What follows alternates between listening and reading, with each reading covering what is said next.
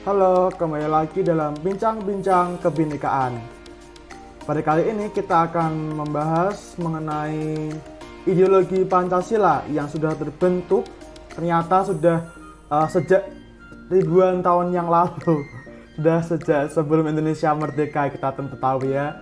Dan bahkan sejak era Nusantara.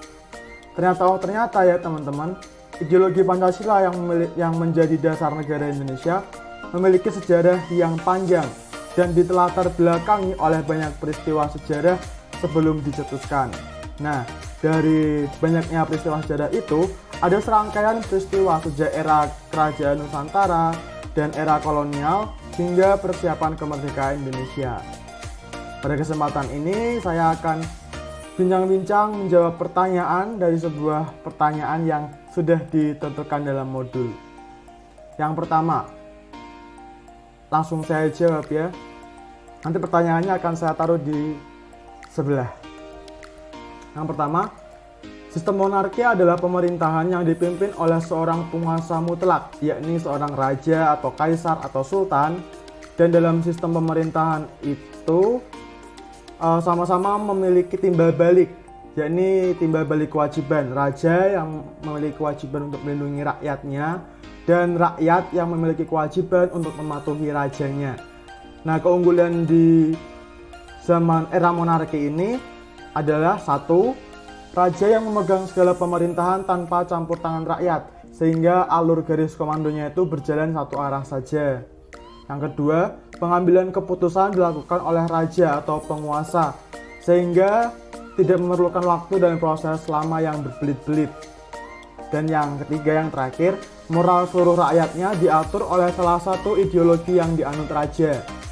Biasanya ideologi tersebut dapat berupa ideologi dari suku budaya tersebut atau ideologi suatu agama, dan juga ideologi yang dipakai atau dianut oleh penguasanya, bisa raja, sultan, atau kaisarnya. Namun di balik keunggulan itu ada kelemahannya. Yang pertama, rakyat tidak mempunyai hak dan kewajiban yang setara dengan rajanya.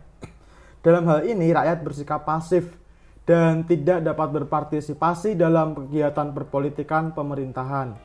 Yang kedua, hak asasi manusia kurang diperhatikan dalam pengambilan suatu keputusan atau undang-undang, sehingga dapat membebani rakyat jelata yang tidak memiliki kuasa sedikit pun. Dan yang terakhir, raja bisa bertindak sesuka hati, bahkan ketika pengambilan keputusan secara sepihak, yang dapat menyebabkan rakyat menderita jika keputusan yang diambil itu salah. Lalu pertanyaan yang kedua, ini jawabannya. Sistem kolonial adalah penguasaan suatu bangsa lain oleh negara-negara yang memiliki kekuatan militer dengan maksud untuk memperluas dan memakmurkan negaranya sendiri. Tapi ada keunggulannya nih teman-teman. Yang pertama, rakyat Nusantara mengetahui perdagangan dan jenis rempah-rempah yang laku di pasaran dunia. Yang kedua, pengembangan daerah-daerah di Nusantara menjadi lebih maju daripada sebelumnya. Dan yang ketiga, masuknya ilmu pengetahuan yang diajarkan oleh para misionaris dan beberapa kaum kolonial pada waktu itu untuk membantu perkembangan penalaran rakyat Nusantara. Tapi ada juga kelemahannya, dan inilah yang paling banyak disorot. Di sini saya mendapat 3 kelemahan. Yang pertama, terkurasnya kekayaan alam karena diambil oleh kaum kolonial untuk kepentingan dan kekayaan mereka sendiri. Yang kedua, maraknya perbudakan di kalangan rakyat Nusantara yang semakin menderita dengan tujuan membangun sarana prasarana demi kepentingan kaum kolonial. Jadi rakyatnya banyak yang diperbudak. Dan yang ketiga, yang terakhir, hak rakyat Nusantara diabaikan sehingga martabatnya direndahkan oleh kaum kolonial.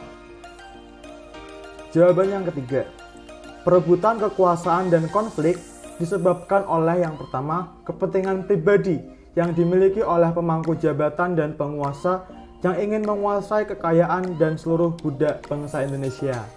Yang kedua, orang-orang pada masa itu belum memiliki pemahaman dan pengetahuan yang luas, sehingga mudah untuk memanfaatkan sesamanya demi kepentingan pribadi dan pamornya sebagai penguasa tertinggi. Yang ketiga, pada masa kolonial, hak asasi manusia tidak diperhatikan dan tidak dihargai, sehingga banyak terjadi konflik antara penjajah dan pribumi yang menyebabkan perpecahan sehingga membebani banyak rakyat tentunya. Dan yang terakhir, pada masa kerajaan maupun kolonial, rakyat biasa belum memiliki pengetahuan yang cukup atau yang luas, sehingga mereka dianggap kelas rendah dan tidak memiliki hak untuk berpendapat. Jadi mereka lebih mudah untuk diperbudak. Yang keempat,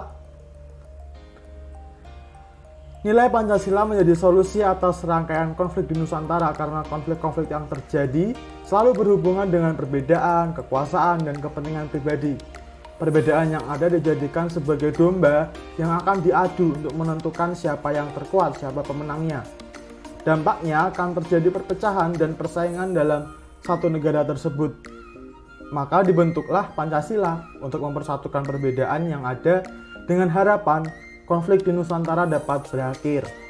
Sehingga seluruh pihak di dalam Nusantara sama-sama bergotong royong, membangun bangsa yang satu, saling menghargai satu sama lain.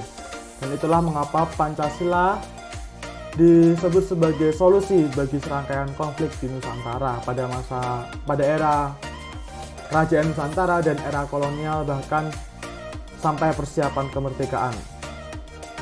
Lalu jawaban untuk pertanyaan kelima, ditinjau dari keanekaragaman suku, ras, budaya, dan agama yang ada di Nusantara, nilai-nilai Pancasila sangat sesuai dengan kehidupan rakyat. Pancasila sangat sesuai dengan kehidupan rakyat karena bersatu dalam perbedaan menjadi nilai utama untuk menghindari perpecahan seperti yang terjadi di masa lampau. Kan kita tidak ingin ya konflik di masa lampau terulang di masa sekarang. Ya walaupun ada, cuman tidak separah yang di masa lampau. Selain itu, jika nilai-nilai Pancasila dapat dihayati dan diaplikasikan dengan benar, maka harapannya perpecahan dan konflik di Indonesia tidak akan terjadi lagi. Pancasila mengajarkan kepada seluruh bangsa Indonesia supaya bergotong royong, beriman kepada Tuhan, saling peduli dan memperhatikan, menyatukan perbedaan, mengataskan kepentingan bersama, dan menjaga keadilan bangsa. Ya walaupun nilai-nilai itu sulit untuk dilakukan, tapi itulah harapannya dari ideologi Pancasila. Hal tersebut sesuai dengan karakter bangsa Indonesia yang plural, beriman, dan berjiwa kursa atau sama rasa, sama penanggungan. Begitu bincang-bincang kita pada kesempatan ini dan jawaban saya dalam 5 pertanyaan yang ada dalam modul. Sampai jumpa lagi di bincang-bincang kebinekaan berikutnya. Dadah.